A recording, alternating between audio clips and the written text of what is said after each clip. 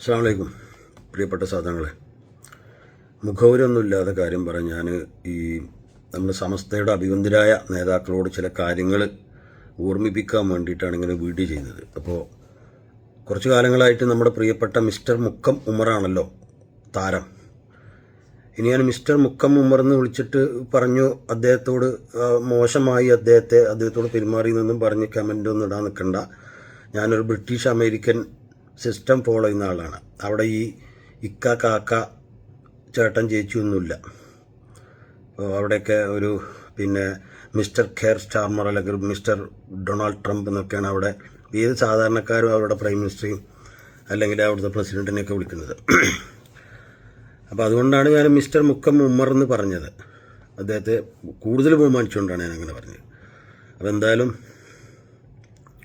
കുറച്ച് കാലങ്ങളായിട്ട് അദ്ദേഹം കിട്ടുന്ന അവസരങ്ങളിലൊക്കെ പാണക്കാട് തറവാടിനെ, പാടങ്കാട് കുടുംബത്തെ, അല്ലെങ്കിൽ പ്രത്യേകിച്ച് സാദിഖലി തങ്ങളെ കിട്ടുന്ന ഇടങ്ങളിലൊക്കെ വളരെ മോശമായിട്ട്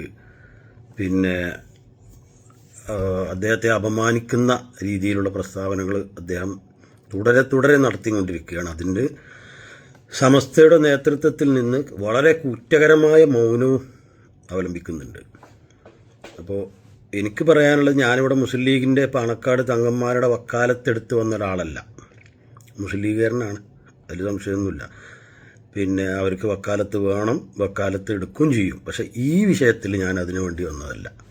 എന്തായാലും ഒരു പണ്ഡിതൻ മറ്റൊരു സമുദായ നേതാവിനെ അല്ലെങ്കിൽ ഒരു കേരളത്തിലെ ഒട്ടുമിക്ക ഭൂരിപക്ഷം മുസ്ലിങ്ങളും ബഹുമാനിക്കുന്ന ഒരു വ്യക്തിത്വത്തെ ഈ രീതിയിൽ സമൂഹത്തിൻ്റെ ഇടയിൽ താറടിച്ച് കാണിക്കുന്നത് ഒരു പണ്ഡിതന് യോജിച്ച പണിയല്ല. എന്തായാലും സമുദായ നേതാക്കളെ അല്ലെങ്കിൽ ഞാൻ അംഗീകരിക്കാത്തവരെയൊക്കെ തെറി വിളിക്കുക, അല്ലെങ്കിൽ അയലോക്കത്ത് വരുന്ന മണലിറക്കാൻ വരുന്ന വണ്ടിക്കാരനെ തല്ലുക, ഇതൊന്നുമല്ല ഒരു പണ്ഡിതൻ്റെ യോഗ്യത. അപ്പോൾ അതൊക്കെ അദ്ദേഹം ശ്രദ്ധിക്കുക. അത് അദ്ദേഹത്തിനോട് പേഴ്സണലായിട്ട് പറയേണ്ട കാര്യമാണ്.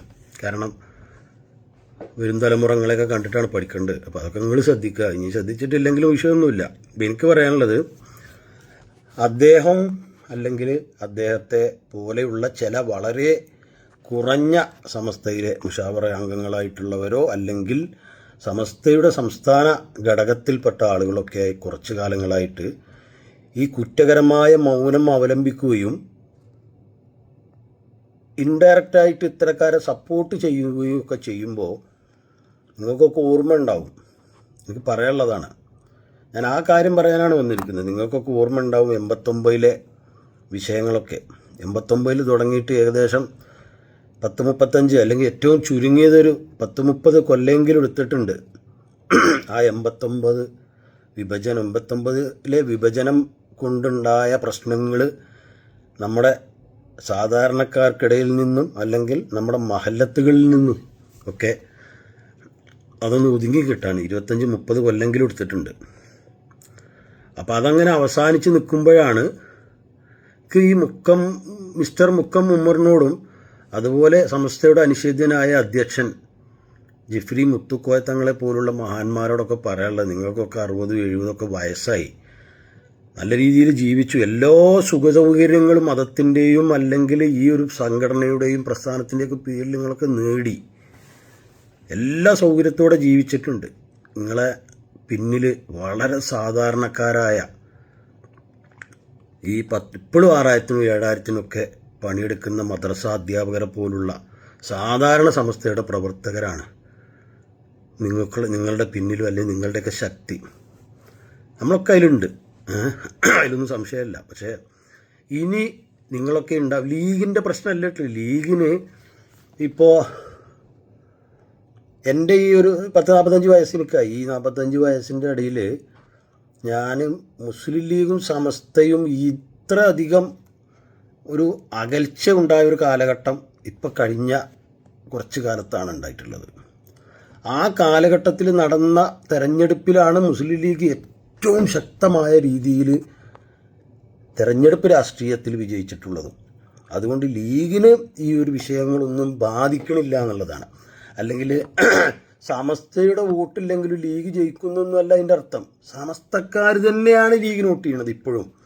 സമസ്തയുടെ വോട്ടിന് ലീഗിന് വേണം, സമസ്ത തന്നെയാണ് ലീഗിന് വോട്ട് ചെയ്ത് വിജയിപ്പിക്കുന്നതും എന്ന് വെച്ചാൽ ഈ വിഷയം അതിലെ യഥാർത്ഥ സമസ്തക്കാരെ ബാധിക്കുന്നില്ല എന്നാണ് ഞാൻ പറഞ്ഞു വരുന്നത്. പക്ഷേ നിങ്ങൾ ചില ആളുകൾ മിസ്റ്റർ മുക്കം ഉമറിനെ പോലുള്ള ചില ആളുകൾ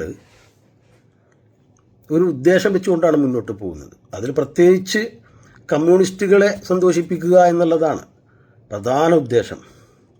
അങ്ങനെ കമ്മ്യൂണിസ്റ്റുകളെ സന്തോഷിപ്പിക്കാൻ വേണ്ടി നിങ്ങൾ പറയുന്ന വാക്കുകളും പ്രവൃത്തികളും കൊണ്ട് ഈ വരാൻ പോകുന്ന കാലങ്ങളിൽ നമ്മുടെ നാട്ടിലെ മഹല്ലുകളിലും മദ്രസകളിലും ദീനി സ്ഥാപനങ്ങളിലൊക്കെ സുന്നികൾ തമ്മിൽ വെട്ടും കുത്തും നടക്കുന്ന രീതിയിലേക്കാണ് നിങ്ങൾ കാര്യങ്ങൾ കൊണ്ടുപോകുന്നത്. വളരെ വിഷമകരമാണ്.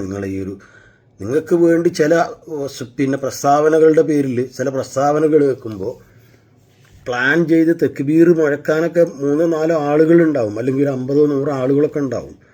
അതിപ്പോൾ ഞാൻ വിചാരിച്ചാലും എനിക്ക് വേണ്ടി തക്ബീർ മുഴക്കാൻ 100 ആളെ കിട്ടാനൊന്നും പണിയൊന്നുമില്ല. പക്ഷേ അതുകൊണ്ട് ഈ സമൂഹത്തിൽ ഈ സമുദായത്തിൽ ഉണ്ടാകാൻ പോകുന്ന ഭിന്നത ഒരിക്കലും ഈ പറഞ്ഞ പോലെ 89-ന് ശേഷം ഉണ്ടായ 10, 30, 35 കൊല്ലം ഉണ്ടായ പ്രശ്നങ്ങൾ പോലെ അടുത്ത 50 വർഷം കൂടി ഈ സമുദായത്തിനെ തമ്മിലടിപ്പിക്കാനുള്ള പരിപാടികളാണ് നിങ്ങളൊക്കെ ചെയ്തുകൊണ്ടിരിക്കുന്നത്. ഞാൻ നേരത്തെ പറഞ്ഞ പോലെ 60, 70, 80 വയസ്സുകൾക്കൊക്കെ ആയിട്ടുണ്ട്. ഞാനൊന്നും പറഞ്ഞു തരേണ്ട ആൾക്കാരല്ല നിങ്ങൾ. ബുദ്ധിയും വിവേകമുള്ള പണ്ഡിതന്മാരാണ് നിങ്ങൾ. ഈ സമുദായം കണ്ടുപഠിക്കേണ്ട ആളുകളാണ് നിങ്ങൾ. അരുത് എന്ന് പറയേണ്ട ആളുകളാണ് നിങ്ങൾ. തക്ബീർ മുഴക്കിച്ചിട്ട് ഊറി ഇരുന്ന് ചിരിക്കുന്ന ആ ഒരു സമ്പ്രദായം ഉണ്ടല്ലോ, അത് നിങ്ങൾ മാറ്റിക്കോളി. ഞാൻ വീണ്ടും പറയണേ, ഇത് ലീഗിൻ്റെ വിഷയമല്ല. ഇത് നമ്മുടെ മഹല്ലിൽ നിങ്ങൾക്കറിയാലോ 89-ന് ശേഷം എത്ര മഹല്ലുകളിലും 1000 അല്ലെങ്കിൽ 100 കണക്കിന് മഹല്ലുകളിൽ തല്ലും കുത്തും വെട്ടും ഉണ്ടായിട്ടുണ്ട്. എത്ര പേര് മരിച്ചിട്ടുണ്ട് നിങ്ങൾ ആലോചിക്കും.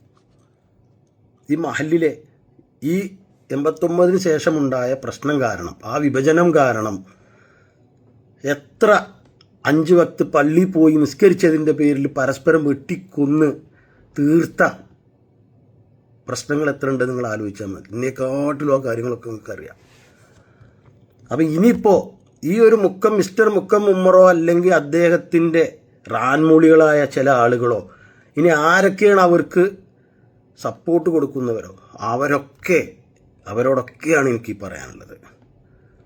ഈ സമുദായത്തിനെ ഭിന്നിപ്പിക്കരുത്. ഈ സമൂഹത്തിൽ മഹല്ലിലും പള്ളിയിലും വെട്ടും കുത്തുമുണ്ടാക്കുന്ന രീതിയിൽ പ്രശ്നങ്ങൾ സൃഷ്ടിക്കുന്ന രീതിയിലേക്ക് നിങ്ങൾ കാര്യങ്ങൾ, അല്ലെങ്കിൽ പരസ്യമായിട്ട് ഞങ്ങൾ ലീഗിന് വോട്ട് തരൂല എന്ന് പറഞ്ഞോളൂ. ഇങ്ങനെ അങ്ങോട്ടും ഇങ്ങോട്ടും പ്രശ്നം ഉണ്ടാക്കണ്ട. എന്നിട്ടൊരു സൈഡിലേക്ക് മാറി നിന്നോളി. ഇത് അവിടെ ഇവിടെ തൊടാതെ എന്തൊക്കെ എപ്പോഴും പറഞ്ഞിട്ട് പ്രശ്നങ്ങൾ ഉണ്ടാക്കുക. നിങ്ങളിപ്പം തന്നെ എത്ര മഹല്ലിൽ ഈ തെരഞ്ഞെടുപ്പ്, ഈ പഞ്ചായത്ത് തെരഞ്ഞെടുപ്പിൽ ലീഗിനെതിരെ സ്ഥാനാർത്ഥികളെ നിർത്തി ഭിന്നത ഉണ്ടാക്കി. ലീഗ് എല്ലായിടത്തും ജയിച്ചു, അതല്ല പ്രശ്നം. പക്ഷെ അവിടെ ഭിന്നത തുടങ്ങി. പഞ്ചായത്ത് തിരഞ്ഞെടുപ്പ്, മഹല്ലിൽ, മദ്രസകളിൽ, ദീനി സ്ഥാപനങ്ങളിൽ എനിക്കറിയുന്ന കുറേ വിഷയങ്ങൾ തന്നെ ഉണ്ട്. പ്രശ്നങ്ങൾ തുടങ്ങിയിട്ടുണ്ട്. നിങ്ങളത് അവസാനിപ്പിക്കും.